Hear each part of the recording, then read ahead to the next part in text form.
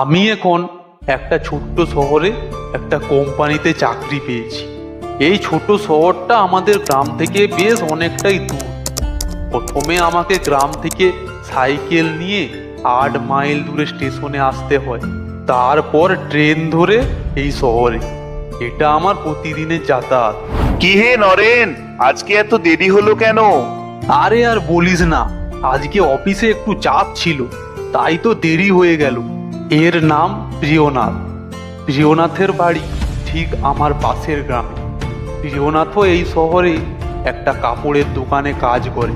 চল চল, আর দেরি না করে স্টেশনের দিকে হাঁটাতে সময় হয়ে গেল যে। আমিও প্রিয়নাথ প্রতিদিন 7টার ট্রেনেই একসাথেই যাতায়াত করি। নেহাত কোনো দিন 7টার পর অফিস ছুটি হলে প্রিয়নাথ 7টার ট্রেনে বাড়ি চলে যায়, আর তখন আমাকে একা একা 9টার ট্রেনে যেতে হয়। তা না হলে আমরা একসাথেই যাতায়াত করি। স্টেশনে পৌঁছানো মাত্রই স্টেশনে ট্রেন ঢুকলো। আমিও প্রিয়নাথ ট্রেনে উঠে পড়লাম। প্রায় 2 ঘন্টা পর এসে পৌঁছলাম আমাদের গ্রামের স্টেশনে। ট্রেন থেকে আমরা নেমে পড়লাম।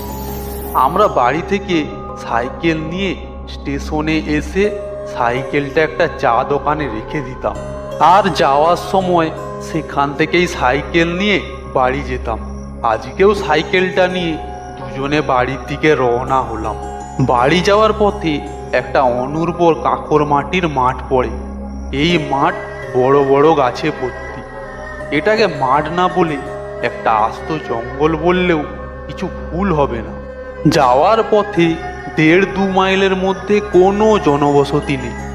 আগে এই মাঠটা ডাকাতির জন্য বিখ্যাত ছিল, কিন্তু গত 50 বছরে ওসব আর কিছু শোনা যায় না। কিন্তু তবুও সন্ধ্যের পর একা এই পথ দিয়ে যেতে গা ছমছম করে। 2-1টা যে ভূতের কাহিনী কানে আসতো না এমনটা কিন্তু নয়, কিন্তু ও ভয়টা যে আমাদের মনে কোনো ছাপ ফেলতে পারে। সেদিন অফিসে একটা মিটিংয়ের জন্য আমার রাত হয়ে গেল। কাজের চাপও বেশ ছিল। প্রিয়নাথ যে দোকানে কাজ করে সেই দোকানে যেতে তার মালিক বলল, সে তো অনেকক্ষণ তোমার জন্য অপেক্ষা করছিল, কিন্তু তোমার দেরি হচ্ছে দেখে সে যথা নিয়মে 7টার ট্রেনটাই ধরেছে। আমার মনটা দমে গেল। শুধু যে একা ফিরতে হবে বলে নয়, দিনটাও দুর্যোগের। একটু আগে মুষলধারে বৃষ্টি হয়ে গেছে, এখনো বাজের গর্জন শোনা যাচ্ছে। বৃষ্টিটা আপাতত থেমেছে বটে, কিন্তু আকাশ এখনো ঘন মেঘলা। যে কোনো সময় ঝমঝম করে বৃষ্টি নামতে পারে।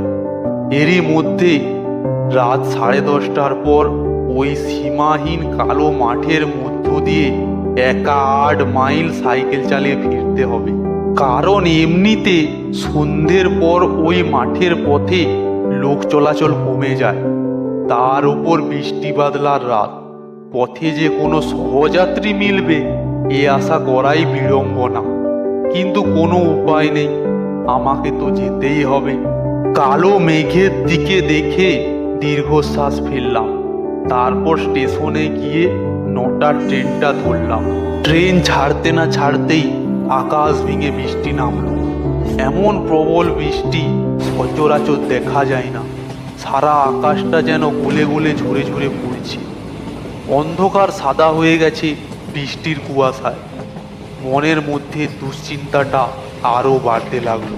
উঁচু মাঠে জল দাঁড়াবে না, কিন্তু বৃষ্টির সঙ্গে হাওয়া মিশলে অবস্থাটা কেমন দাঁড়াবে সেটা অনুমান করাটা শক্ত নয়। বৃষ্টিটা অবশ্য বেশিক্ষণ রইল না।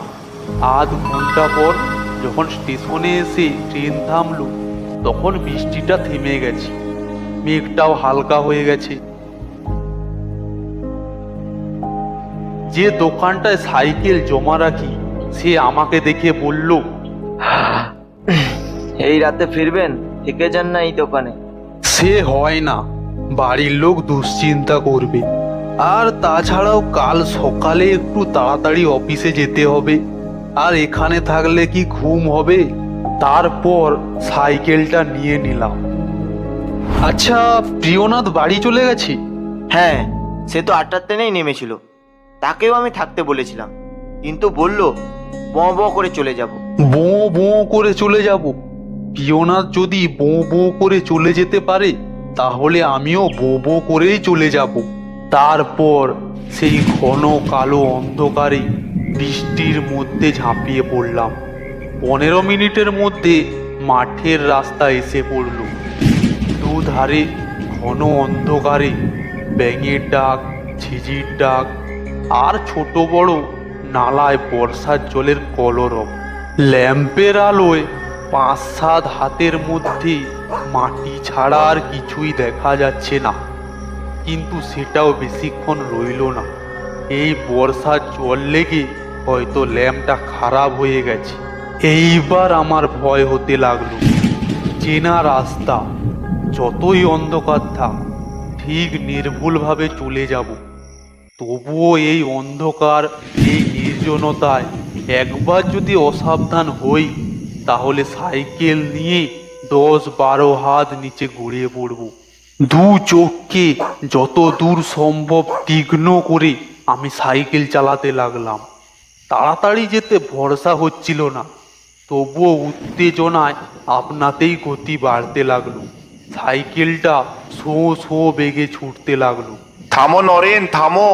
অন্ধকার চিরে একটা তীরের মতো স্বর এলো। আমি থামলাম। পেছন থেকে পরিষ্কার গলায় ডাকলো প্রিয়নাথ। এত তাড়া কিসে হে?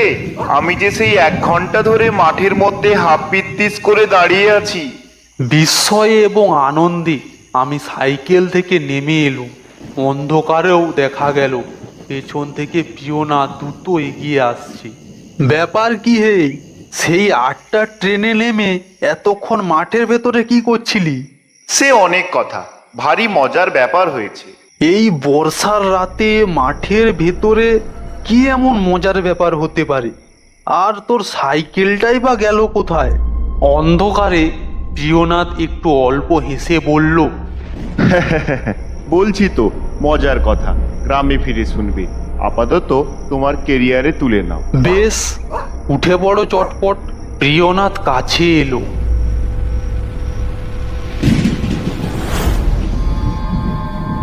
দেখেছো কাণ্ড? জলে কাদায় একদম মাখো মাখো হয়ে গেছি। হাড়ের ভেতরটা শুধু কাঁপছে ঠকঠক করে। পড়ে গেছিলি নাকি?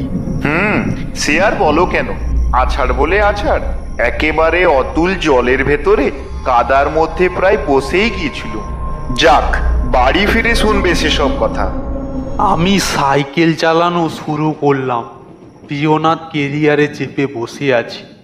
এই ভিজে রাস্তায়, এই অন্ধকারে আর একটা মানুষকে তুলে নেওয়া যে দুর্ভোগ, তার বলে বোঝাতে হবে না।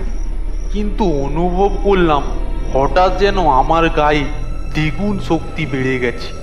প্রিয়নাথের অতখানি ওজন আমাকে বিন্দু মাত্র কাবু করতে পারল না। আমার সাইকেলটা শোন শোন করে চলতে লাগলো। এমনকি অন্ধকারে সম্ভাব্য বিপদটাও মুছে গেল মন থেকে। প্রিয়নাথ কোনো কথা বলছে না, আমিও না। নিঃশব্দে 15 মিনিট যাওয়ার পর হঠাৎ দূর থেকে জলের স্রোতের একটা গর্জন শোনা গেল। আমি চমকে উঠলাম। নদীতে বান এলো নাকি? এইবার একটা বিচিত্র ঘটনা ঘটল। প্রিয়নাথ আমার কথার জবাব দিল, কিন্তু পেছনের ক্যারিয়ার থেকে নয়। দেখলাম সাইকেল থেকে 15 হাত দূরে 2 হাত ছড়িয়ে দাঁড়িয়ে আছে প্রিয়নাথ।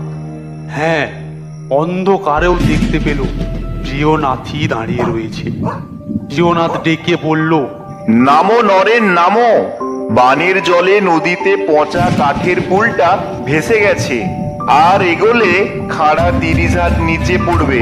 মুহূর্তের মধ্যে সারা শরীরে আমার বিদ্যুৎ বয়ে গেল। কখন কেরিয়ার থেকে নামলো প্রিয়নাথ, আর কখনই বা সাইকেল থেকে 15 হাত দূরে দৌড়ে গেল প্রিয়নাথ। সাইকেলের গতি থামাতে থামাতে আবার শুনলাম, নামো নরেন, এখনই নামো, না হলে আমার যা দশা হয়েছে তা সে দশা তোমারও হবে। ক সেকেন্ডের মধ্যে সবটা ঘটলো জানি না। দেখলাম প্রিয়নাথের চোখ দুটো জ্বলছে, আর মুখের ভেতরে হাড় দেখা গেল। একই দৃশ্য।